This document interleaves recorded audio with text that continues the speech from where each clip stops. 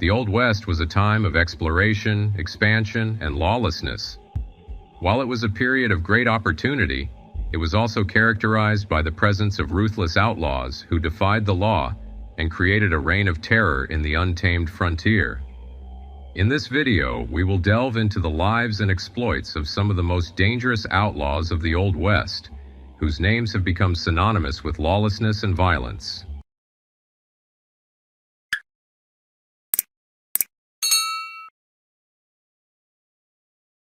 Doc Holliday.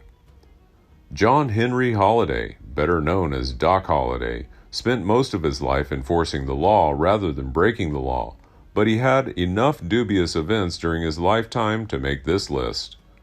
Doc Holliday is a gambler, a tramp, a gentleman, and a gunman. A close friend and associate of lawman Wyatt Earp, Holliday is best known for his role in the events leading up to and after the gunfight at the OK Corral in Tombstone, Arizona. Doc Holliday claims he nearly lost his life a total of 9 times. 5 attempts were made to hang him, and he was shot 6 times. He famously killed more than a dozen men in various gunfights, but modern researchers have concluded that, contrary to popular legend, Holliday killed only 6 men. He died of tuberculosis in bed at the Glenwood Hotel on November 8, 1887. Holliday's life and charismatic personality have been the inspiration for many books and have been portrayed by famous actors in many films.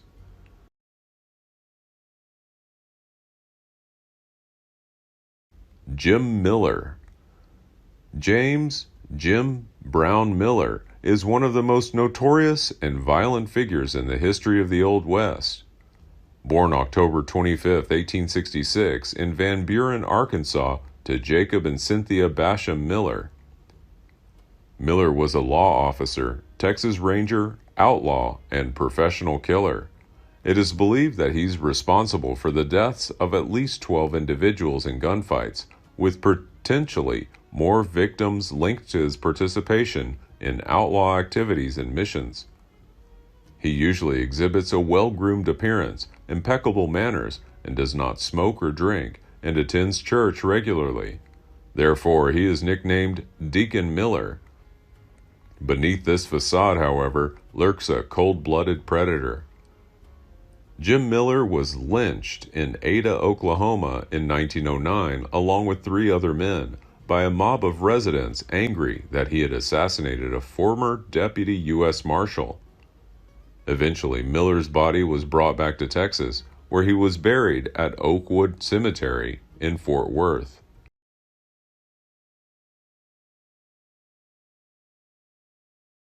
Tom Horn. Thomas Horn, Jr. was a scout, cowboy, soldier, long-range detective, and Pinkerton agent before he moved on to work as a hired killer in Wyoming. Horn is believed to have committed 18 hire murders across the western border.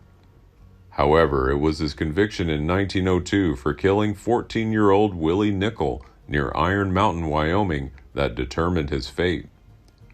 Willie is the son of sheep rancher Kells Nickel, who has been involved in a long-standing feud with his neighbor and rancher, Jim Miller. On the day before his 43rd birthday, Horn was executed by hanging in Cheyenne, Wyoming.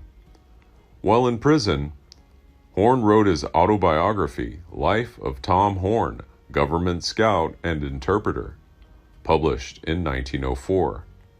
His tales of getting Geronimo to surrender, as well as other embellishments of his killing career, would garner him national fame as well as a critical analysis over the years. In September 1993, a presumptive trial in Wyoming declared Horn innocent. Tom Horn was etched into Old West history, having inspired the depiction of his life in multiple motion pictures and television series.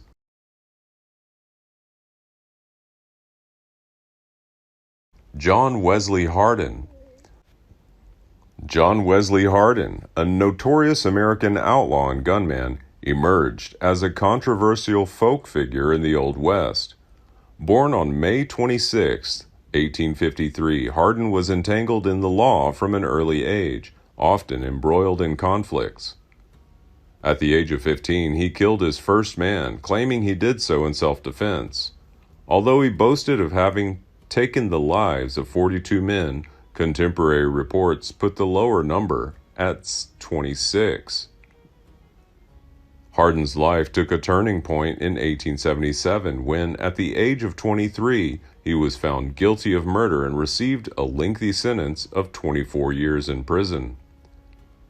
During his incarceration, Harden studied law and wrote an autobiography, leaving an account of his turbulent life. After his release from prison in 1894, Harden's freedom was short-lived. Within a year of his release, Harden died at the hands of cellmen in an El Paso tavern, marking the final chapter in the tumultuous tale of a notorious Old West figure.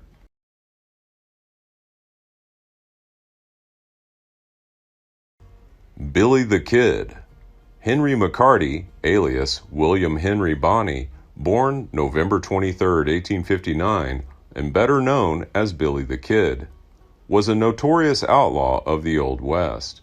Famous for his deadly exploits, he is said to have killed 21 men before he was shot dead at the age of 21.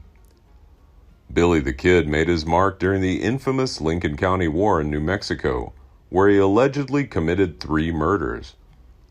Orphaned at the age of 15, McCarty's life took a dark turn. At the age of 16, he was first arrested for food theft in 1875.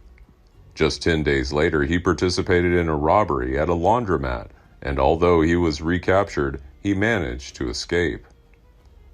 Fleeing into the neighboring Arizona territory, he then accepted his life as an outlaw, taking the name William H. Bonney in 1877. However, Bonney's criminal actions eventually caught up with him. In April 1881, he appeared in court and was found guilty of murdering Sheriff Brady. Sentenced to hang in May of that year, Bonney escaped on April 28th, killing 2 sheriff's deputies in the process and evading capture for more than 2 months. On July 14, 1881, at Fort Sumner, 21-year-old Billy the Kid was shot and killed by Pat Garrett. In the years that followed, legends appeared, suggesting that Kid somehow survived, and some even claimed to be him. The fact remains, however, that Billy the Kid's infamous reign as one of the Old West's most dangerous outlaws ended on that fateful day.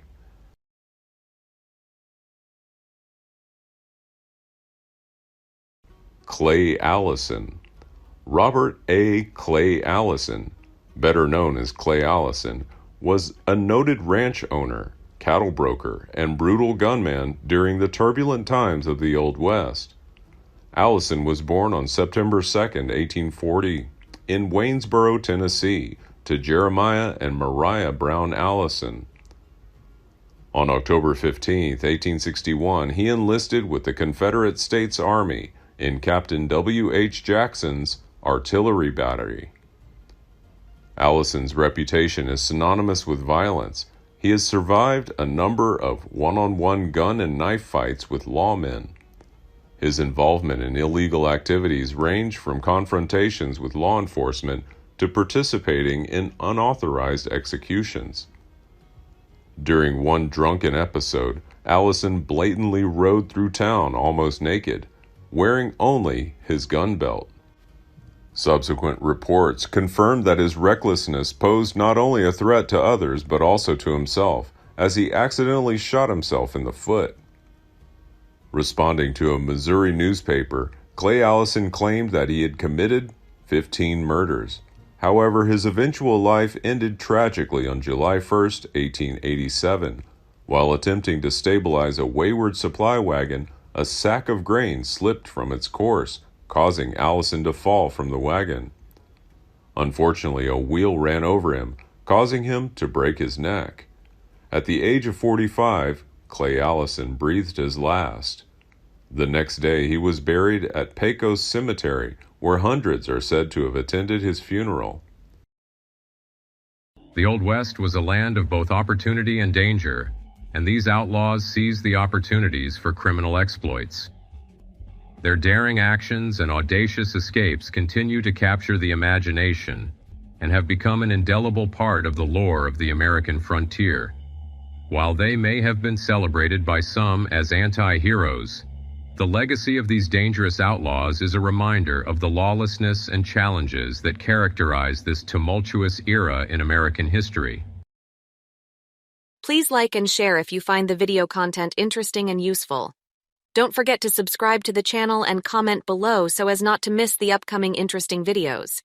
Thanks for watching.